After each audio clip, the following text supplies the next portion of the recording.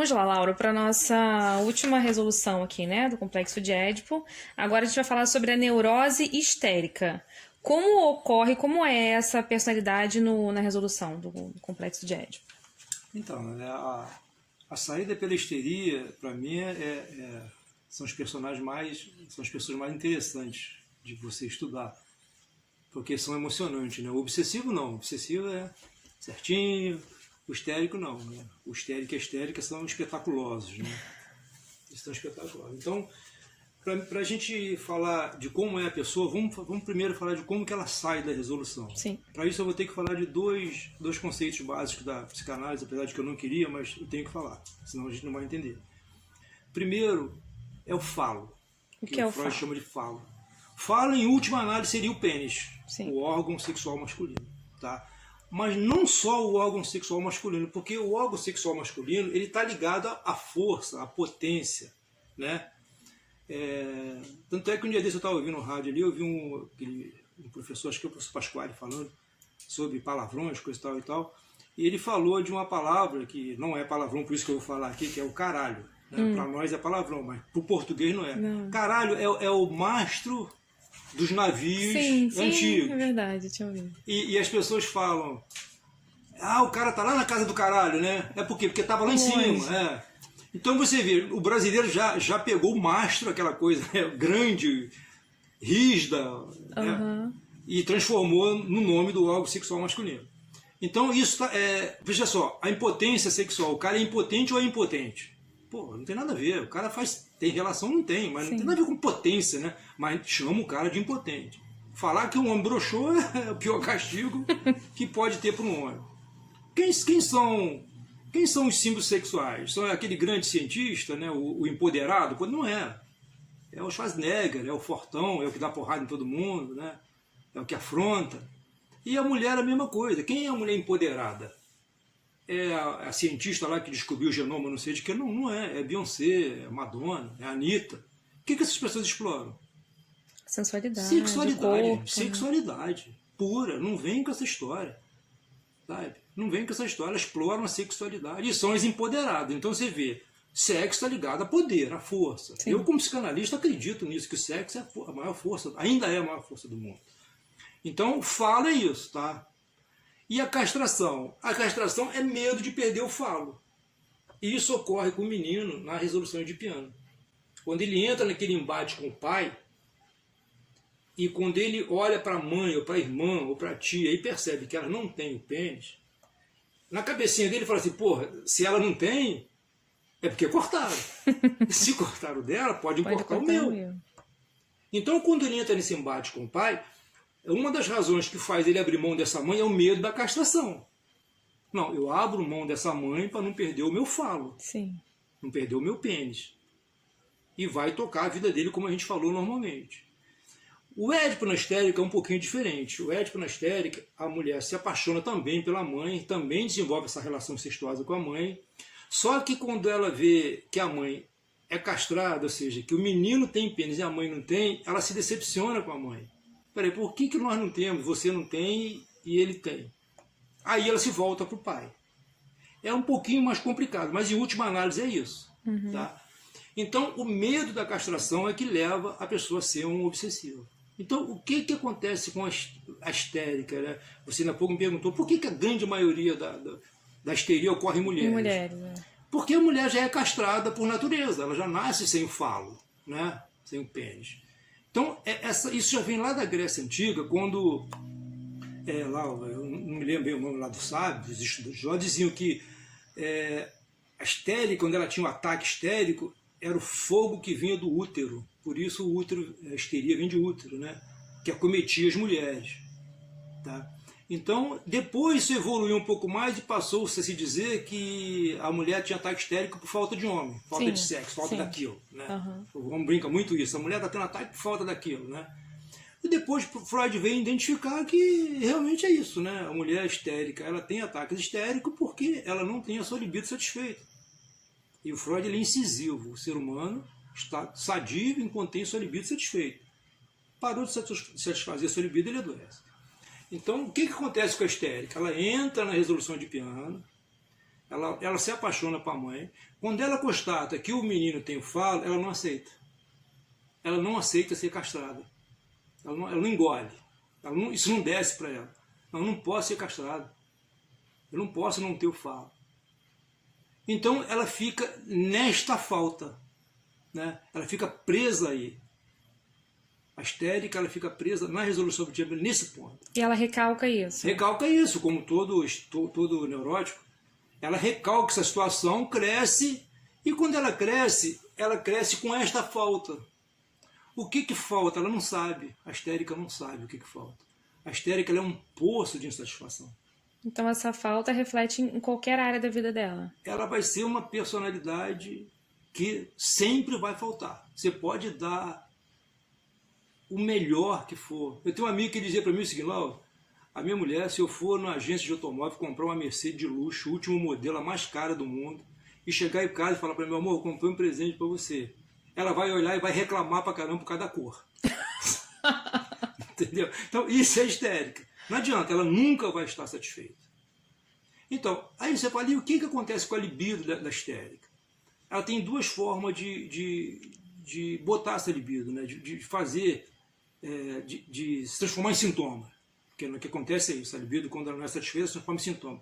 A primeira, que era mais comum na antiguidade, é a histeria de conversão. Ou seja, a libido se transforma em doença, em sintoma. Dor no corpo, dor no braço, paralisia, diarreia, vômito, entendeu? Eu conheci um caso de uma mulher que ficou 6 meses paralítica em cima da cama. Eu conheci uma outra que teve uma paralisia facial, uma parte do rosto dela paralisou. Eu conheço uma outra pessoa, eu conheço essa pessoa que há uns 40 anos nunca viu ela ter saúde na vida. Nunca, nunca. Sempre doente. Sempre, sempre, sempre doente. Mas essa libido se converte nisso. Em sintoma. Em sintoma psicossomático. Sim. Doenças do corpo. Sabe? Normalmente fibromialgia, problema de estômago, intestino, dores das costas principalmente, paralisias. Ela vai estar sempre doente. Essa é uma forma de manifestar o sintoma. A outra é a extravagância. Muita maquiagem, peito muito grande, bunda muito grande. Hoje está muito comum essas mulheres que querem parecer homem, né? Forte. Cheio de músculo. E outra característica da mulher histérica é que ela grita, ela reclama. Histérica mesmo, que é como a gente conhece. Ela reclama, meu Deus. Escuta esse nome, é histérica. Eu não aguento mais esse meu marido, eu não aguento mais esse meu filho, eu não aguento mais essa vida. Ou seja, é uma insatisfação generalizada. Essas converte menos. Por quê? Porque ela está manifestando de uma outra forma. Meio que, entre aspas, coloca pra fora, né? O que às vezes a outra que converte em doença não coloca tanto pra fora na fala, no gesto. Exatamente, converte no corpo. E uma outra característica da histérica é que tem um tipo... Uma das formas da característica da histérica se manifestar, ela se espelha numa outra mulher, porque a histérica, na verdade, ela tem dúvida o que ela é. Ela não sabe ser mulher. Porque a mulher, para ser mulher, ela tem que se entender que ela é castrada nesse aspecto, tá? Ela tem que, não, eu não tenho o pênis, eu não tenho o falo.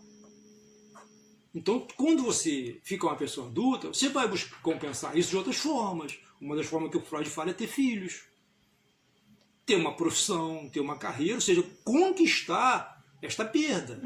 Mas se você for realmente uma histérica patológica, você não vai fazer isso. Você vai passar a sua vida inteira reclamando, brigando, né?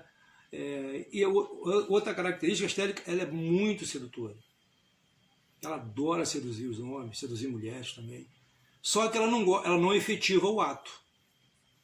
Ela gosta de seduzir, mas quando chega na hora de executar o ato sexual, ela pula fora. Porque para a histérica, o ato sexual causa repugnância, repulsa, nojo. Por quê? Ela lembra vamos colocar assim, do pênis do homem? Isso tem alguma... ou não? Só causa nojo. O ato sexual para ela causa nojo. Então, a histérica, quando ela é muito grave, quando ela opta por esse tipo de manifestação de sintoma, ela seduz, sabe? E na hora ela não efetiva o ato sexual. Você falou que, não sei se você terminou, a questão da mulher que se espelha em outra mulher. Isso. Uma outra característica, a histérica também, como ela não sabe, ela não tem certeza se ela é mulher, ela vive nessa eterna dúvida, ela se espelha numa outra. Isso acontece muito em amigas. Tudo que uma amiga faz, a outra faz. Não na mãe, esse espelhamento dificilmente. Não. Os neuróticos não têm um negócio bom com os pais. Não. Não tem não. Pode ter um troço patológico, mas uma reação assim muito próxima. Os neuróticos, eles até evitam, às vezes, um pouco os pais, sabe? Cria uma coisa muito... Porque remete lá ao Édipo, né? O recalcado. O neurótico evita tudo que remete ao recalcado, né? Então, isso acontece muito com amigas ou com artistas. Aquela estética aquele ídolo tudo, que você tem, que tudo que ele faz você quer fazer. Isso. Quer se vestir igual, quer falar igual, quer ter o cabelo igual. Isso. E com amigas também muito íntimas. E uma outra coisa também que é muito comum na histérica, a gente chama de homossexualidade histérica. Porque isso? Ela fica nessa dúvida. Ela não sabe se ela é homem, se ela é mulher. Ela não sabe se ela tem um falo, se ela não tem. Ela sente essa falta. Mas aí essa mulher tem relação com outras mulheres. Isso, essa identificação com a outra mulher. Uma admiração. Uma admiração. É bastante comum também na mulher histérica. O homem, ele entra na resolução edipiana, ele não entra se achando castrado. Ele reconhece o pênis dele. Né? O menininho já reconhece, o menino brinca com o pênis dele. O próprio pai brinca com o bilauzinho do filho, a mãe, a avó. Né? O histérico, o que acontece? Ele realmente acredita que vai ser castrado. Então ele também cresce nessa mesma dúvida. Ele cresce, eu fui castrado. Sem saber se foi castrado ou não. Sem saber se foi castrado ou não, muitas vezes acreditando que foi castrado. Ele vai fazer o quê? Ele também vai passar a vida dele buscando falo. Como? São muito comuns fisiculturistas. Não o cara que encara como arte, né? Mas aquele cara que chega a se dopar, né, de tanta droga que toma, né, para ficar muito forte. Os metrosexuais de hoje, o cara quer parecer uma mulher. Não tem nada contra, mas tem cara que quer parecer uma mulher. Né? Ele, da mesma forma, é sedutor. Ele quer seduzir todo mundo. É muito preso à fantasia sexual. Como todo neurótico, a fantasia é muito importante. Né? O homem histérico, ele às vezes deixa de ter relações com a mulher dele, com a companheira dele, para se masturbar. Porque na fantasia. Às vezes é melhor do que a realidade, né? Ele canta todas as mulheres, mas no final também não pega ninguém. Vive numa disputa constante com todo mundo. Quer sempre ser o melhor em tudo. O melhor na escola, o melhor no futebol, o melhor no tênis, o melhor na música, o melhor na... Ou seja, tudo que ele entra, ele não entra para perder. Ele faz questão sempre de ser o melhor em tudo. Isso é muito ruim, porque escraviza a pessoa, né? Escraviza para as relações também. Você ter relação com uma pessoa histérica é muito ruim. Sabe por quê? Porque você entra numa relação que você está sempre devendo. É muito ruim você estar numa relação que você está sempre devendo. Porque o histérico, ele cria situações para que você fique devendo. E outra coisa, conviver com o histérico é ouvir reclamação e insatisfação o tempo todo. Então, acho que a gente pode deixar o próximo vídeo falar das relações. Das relações, acho que ficaria legal. Mas assim, fazendo uma prévia, a relação entre um obsessivo e um histérico, ou um obsessivo e uma histérica. O obsessivo, ele é aquele cara que cresce com culpa, que tem muito amor, né, tem muita libido, mas ele sente muita culpa, ele está sempre querendo agradar, ele odeia, ele tem medo de perder o amor. Então ele está sempre querendo suprir, né? Sempre querendo dar, sempre querendo agradar. E a histérica, esse poço sem fundo, que só quer receber, está aí o par perfeito. Gente, é muito importante, que me perdoe os religiosos, mas essa história de que nós somos filhos de Deus, que viemos assim, que viemos assados, gente, isso para nós, psicanalistas, é balela. Nós somos construídos. As relações nos constroem. A nossa vivência nos constrói. Obviamente, como a gente já falou, primeiro uma genética, é importante salientar isso, né? E depois as vivências. Então, com esse tipo de personalidade que nós falamos, dá para você entender a diversidade da humanidade. Por que existe tanto tipo de pessoas diferentes.